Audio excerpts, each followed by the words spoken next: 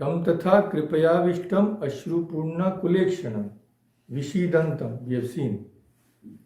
To him, what did Sri Krishna do? Vakyam uvacha Madhusudana. To Arjuna, who was grieving due to his attachment, Lord Madhusudana, God himself, spoke this Vakyam, spoke these words. So Madhusudana we have already seen. What is the meaning? Madhu was the name of a demon, and Krishna had slain that demon, he became Madhusudana. But as you know, in our scriptures, all these stories have a special significance. They are not just simply ordinary stories. So we all know the story of that demon Madhu, Madhu and Kaitava. Madhu and Kaitava we have already discussed. Which scripture do they come in? Madhu and Kaitava? Yeah, Durga Saptashati. So Madhu and Kaitava were two demons. In the Durga Saptashati, their origin is described. What is the origin? See, each thing is significant here. And we can never realize this without the help of saints and sages. It is said that they had originated from the ear wax of God. God, the Virat Purusha or the cosmic being. And what do these demons represent? Madhu represents attachment, raga, and Kaitava represents aversion, dvesha. So like and dislike. Raga, dvesha. These demons represent these qualities, and these qualities are binding us to the world. They are said to originate from the ears of God, from the ear.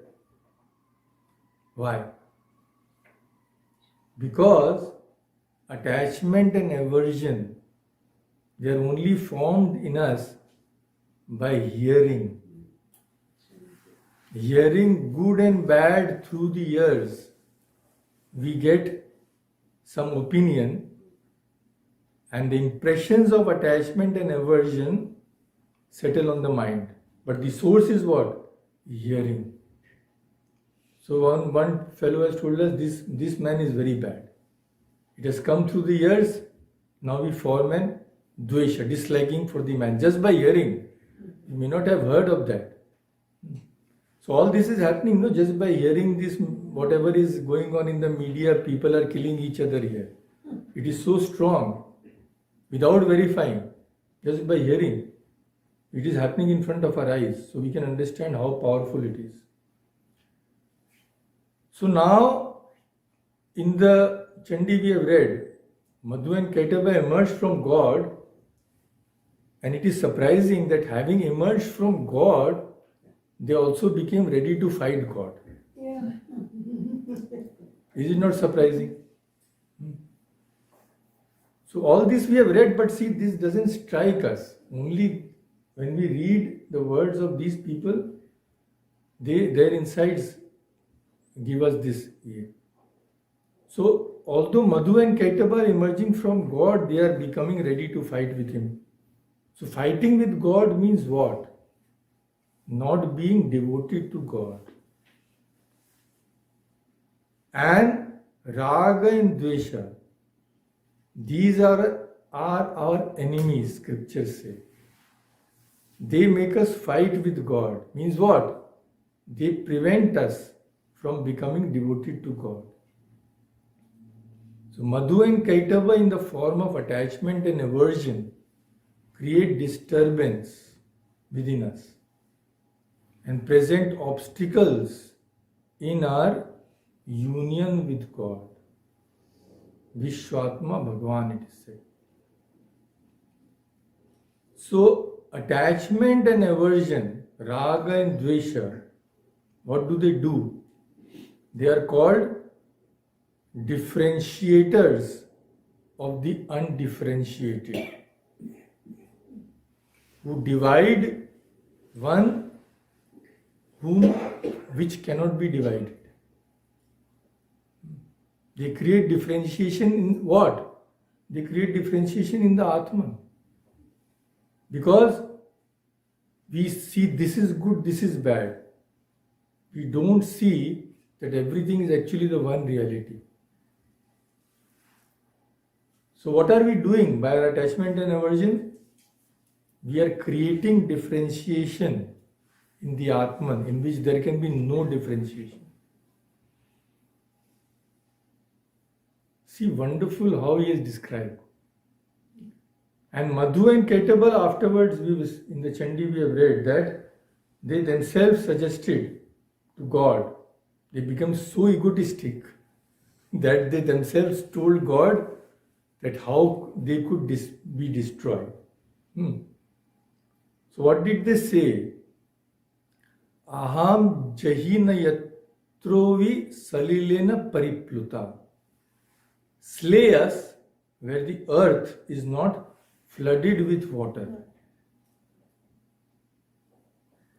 So earth is gross matter and water is the essence. Water is called the rasa. Water is the essence.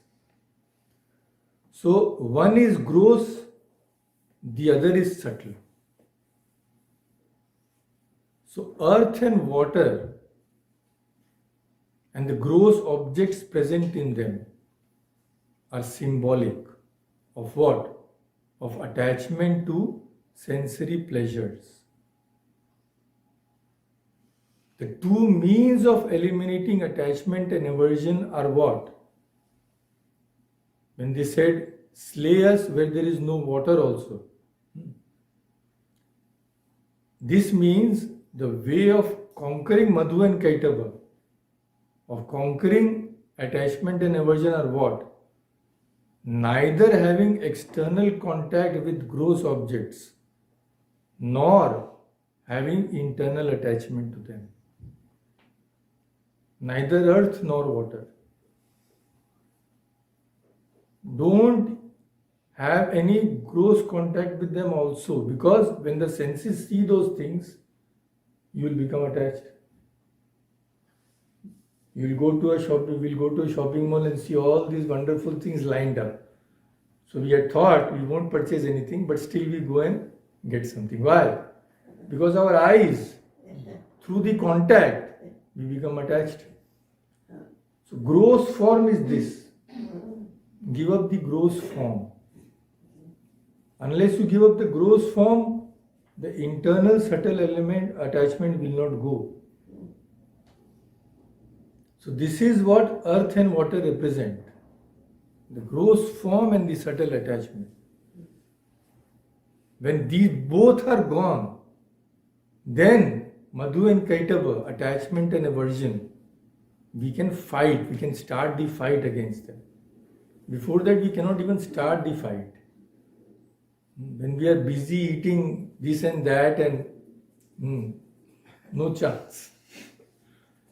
So, both are necessary. External renunciation and internal detachment. One is called the Bahya Tyaga, and second is called Antara Vairagya. This meaning is revealed here. That God is the slayer of Madhu and Kaitaba. So complete freedom from Madhu and Kaitaba, complete freedom from attachment and aversion comes by this process alone. And God will come to our help and slay those enemies if we take shelter in God. That is why He is Madhusudana. The slayer of Madhu and Kaitab means the destroyer of our attachment and aversion.